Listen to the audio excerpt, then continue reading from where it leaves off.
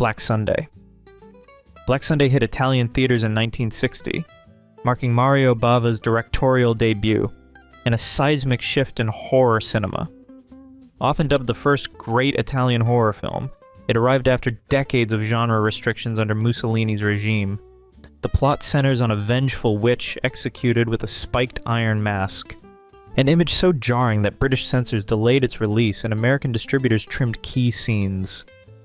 Barbara Steele's icy dual performance as both the condemned witch Asa and her innocent descendant Katia became iconic, setting a new standard for gothic horror heroines.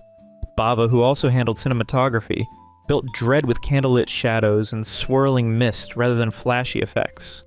Some film historians speculate that the movie's eerie visuals and mythic tone quietly shaped the DNA of later auteurs like Dario Argento and even Quentin Tarantino. While not a box office giant, Black Sunday grew its cult, following through late-night screenings and film circles obsessed with its Baroque style. For a film made on a modest budget over 6 decades ago, its impact still echoes louder than many modern horror blockbusters. The Whip and the Body. Released in 1963, The Whip and the Body pushed boundaries that most modern horror films still hesitate to cross. Directed by Italian horror pioneer Mario Bava, the film fused gothic horror with subversive themes of obsession and repression, territory rarely explored so boldly at the time. Christopher Lee starred as the tormented nobleman Kurt Menlef, a role so provocative that some critics speculated it nearly derailed his mainstream career.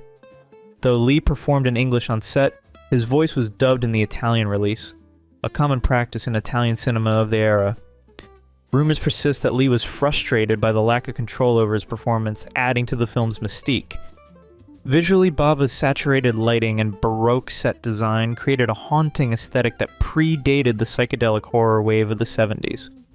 Film historian Tim Lucas credits Bava's color work here as a direct influence on directors like Dario Argento, but the film's daring tone didn't sit well with everyone. Italian censors demanded edits, and reports suggest the British Board of Film Censors refused it outright. In the United States, it was heavily cut and released under a new title, stripping away much of Bava's vision. While critics at the time dismissed it as lurid and excessive, modern restorations, like the Kino Lorber release in 2015, have sparked a major reappraisal.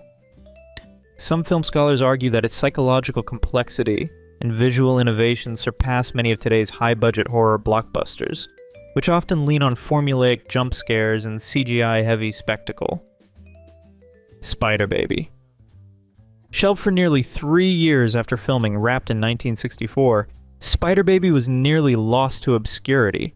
Legal wrangling between its producers and financiers reportedly trapped the film in limbo, with rumors suggesting the backers feared its bizarre tone would tank commercially. When it finally surfaced in 1967, rebranded under the sensational title Cannibal Orgy, or The Maddest Story Ever Told, audiences were unprepared for what they saw. Lon Chaney Jr., a fading icon of Universal's golden monster era, delivered a performance that some fans rank among his most unsettling. He played Bruno, the caretaker of a family plagued by a fictional degenerative disorder that mentally regressed them into violent childlike states. Chaney even lent his voice to the film's eerie theme song, a rare musical detour in his career. Directed by Jack Hill, who would later make waves with cult classics like Coffee, the film fused black comedy with grotesque horror in ways that prefigured the Southern Gothic chaos of the Texas Chainsaw Massacre nearly a decade later. Production was infamously low budget, with some sources claiming it was shot for around $60,000 in just 12 days using a single crumbling house in Los Angeles. The film's twisted humor, taboo themes, and genre-defying tone bewildered distributors and unsettled censors, contributing to its quiet release. But in the 1980s, it clawed its way back into the spotlight, championed by horror zines, midnight movie circuits, and cult film scholars. Some even credit it as a spiritual ancestor to Rob Zombie's House of 1,000 Corpses, while others draw comparisons to the familial dread explored in Hereditary. The House That Screamed. Released in Spain in 1969, The House That Screamed, or La Residencia, quietly laid the groundwork for what slasher films would later become. Set in a remote girls' boarding school, the film blends gothic dread with psychological horror, long before that became a formula. Director Narciso Ibáñez Serrador worked under the shadow of strict Spanish censorship, yet managed to smuggle in themes of repression, control, and violence with eerie precision. Its slow-burn pacing, meticulous sound design, and chilling atmosphere were a stark contrast to the jump-scare-heavy blockbusters of today. Some film circles speculate it may have influenced later horror auteurs like Dario Argento, especially in its use of color and sound to unsettle rather than shock. Though largely ignored outside Europe at the time, whispers suggest that American distributors hesitated due to its disturbing themes and unconventional structure. Over time, it became a cult favorite, and modern restorations have sparked renewed interest. With its sharp direction and a twist ending that still provokes discussion, The House That Screamed stands as a forgotten gem, arguably more haunting than many of today's high-budget horror releases. The Witchfinder General. The Witchfinder General hit British cinemas in 1968 like a gut punch. Bleak, brutal, and far from the gothic camp horror fans expected from Vincent Price. Set in the chaos of the English Civil War, the film cast Price as Matthew Hopkins, a merciless witch hunter exploiting fear for profit. But the real drama unfolded behind the scenes. Director Michael Reeves, just 24, clashed constantly with Price, reportedly demanding a subdued, naturalistic performance that stripped away the actor's signature theatrics. Some accounts suggest Reeves even threatened to fire Price mid-shoot if he didn't tone it down. That tension bled into the film's raw energy. Critics at the time recoiled. The Monthly Film Bulletin allegedly dismissed it as a sick film made by sick people for sick people. The British Board of Film Censors slapped it with an X rating, and several scenes were trimmed for their graphic intensity. In Europe, some countries banned it outright. But decades later, the same elements that once repelled audiences are now seen as visionary. The Witchfinder General is widely credited with laying the groundwork for the folk horror genre, predating The Wicker Man by 5 years and echoing through modern films like Midsummer. Film critic Mark Kermode has described it as one of the most powerful British horror films ever made. Its stripped-down violence and moral ambiguity arguably cut deeper than today's CGI-heavy franchises. And then there's the tragic footnote. Reeves died on February 11, 1969 from a substance-related incident. Some speculate the stress of battling censors, critics, and even his own cast took a toll. His death at 25 turned the film into both his masterpiece and his farewell. Horror Hotel. Released in the United Kingdom in September of 1960 as The City of the Dead, this atmospheric thriller was renamed Horror Hotel for its American debut in 1961, and then quietly disappeared from the broader cultural radar. Despite featuring Christopher Lee, riding high from Hammer's Dracula just 2 years earlier, the film failed to break through the noise of studio-backed horror giants. Lee's turn as Professor Driscoll, a seemingly academic figure with darker motives, hinted at the commanding presence he would later bring to global franchises. The entire film was shot on sound stages in England, yet managed to convincingly portray a fog-drenched New England village, thanks to clever lighting and set design. Film historian Jonathan Rigby once noted the production's uncanny ability to fabricate an immersive sense of place without ever stepping outside the studio. The story, centered on a coven of witches conducting rituals in a modern-day Massachusetts town, was unusually bold for the era. Though it predated the MPAA rating system, both British and American censors had their hands full with its occult themes. Some regions reportedly demanded edits, and rumors suggest the film faced quiet pushback from distributors wary of its satanic undertones. Its biggest obstacle, however, may have been timing. Alfred Hitchcock's Psycho, released that same year, dominated headlines and box office returns, leaving Horror Hotel in the shadows. Still, critics praised its stark black-and-white cinematography, unnerving score, composed by Douglas Gamley and Ken Jones, and slow-burning dread. Over the decades, the film built a quiet cult following, especially during the home video boom of the 1980s. Peeping Tom. Few horror films have detonated a career quite like Peeping Tom. Released in 1960, the film was so vilified by British critics that director Michael Powell, once celebrated for classics like The Red Shoes, struggled to find work for years. The plot centers on Mark Lewis, a socially isolated cameraman who murders women while filming their final moments using a spike hidden in his tripod. Critics saw no artistry, only perversion. Powell later referred to the project as professional self-destruction. Ironically, it premiered just months before Hitchcock's Psycho, which explored similar themes but was met with far greater acclaim.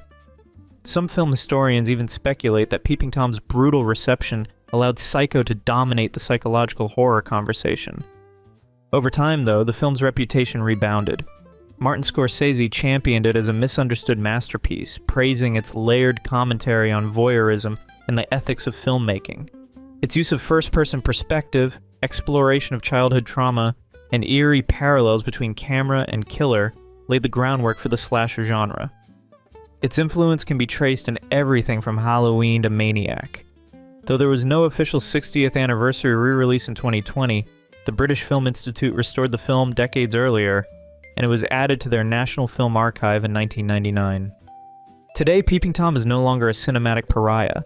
It's a blueprint for horror that dares to implicate the viewer. The Flesh and the Fiends. Few horror films from the 1960s dared to be as unflinching, or as forgotten, as The Flesh and the Fiends. Released in 1960 and starring Peter Cushing as the morally ambiguous Dr. Robert Knox, the film retells the infamous Burke and Hare murders of 1828 with a cold, clinical edge. Shot in stark black and white, it strips away Gothic romanticism in favor of realism, exposing the seedy underbelly of Edinburgh's corpse trade.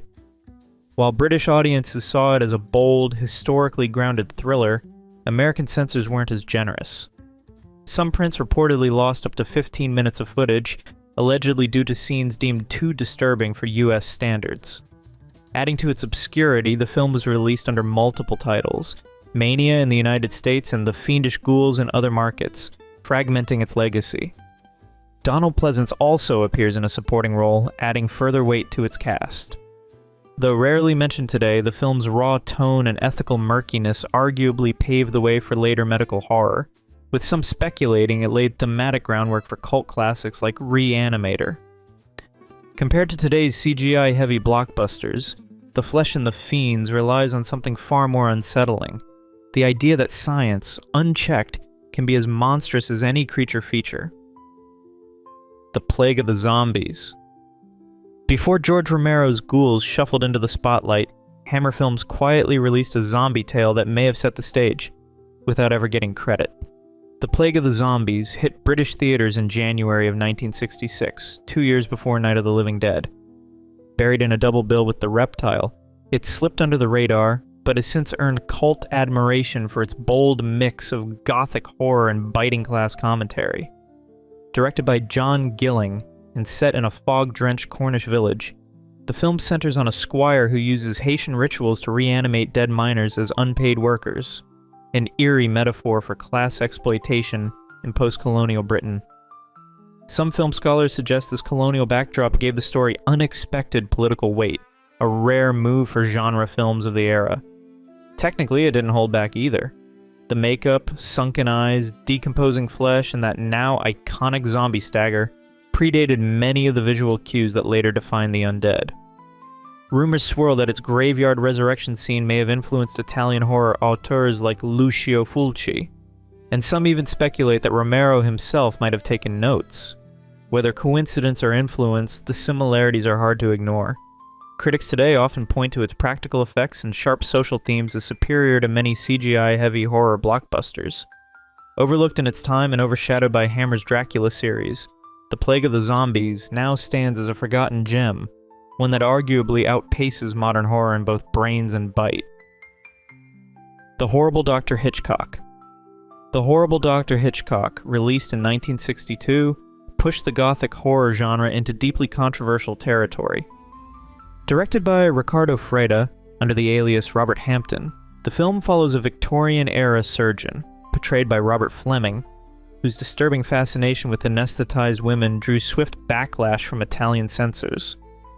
Barbara Steele, already a genre icon after Black Sunday, played his wife, unwittingly caught in a web of psychological dread and marital secrets. Rumors swirled around the film's release, with some claiming it was banned in parts of Italy due to its taboo themes. While hard evidence is scarce, film historians point to severe edits and regional restrictions, suggesting the film's content hit a nerve. Ironically, the controversy may have boosted its appeal overseas. In France and West Germany, where censorship was looser, It reportedly performed well at the box office and gained traction among horror aficionados. Visually, Freda ditched the black and white norm, opting for bold Technicolor and unsettling lighting contrasts. The result? A mansion that looked more like a mausoleum, with shadows that felt like they had intentions. This visual style would later echo through the Italian horror wave known in English as Italian Gothic. While mainstream horror in the 60s leaned on haunted houses and slasher setups, the Horrible Dr. Hitchcock took a darker, more psychological route, closer in tone to films like Peeping Tom or Repulsion. Some critics now argue it was ahead of its time, daring to explore the horror of obsessions and control long before psychological horror became a trend. Others still debate whether its influence was deliberate or accidental. Either way, it remains a striking outlier, one that arguably delivers more unease and artistic flair than many modern horror blockbusters.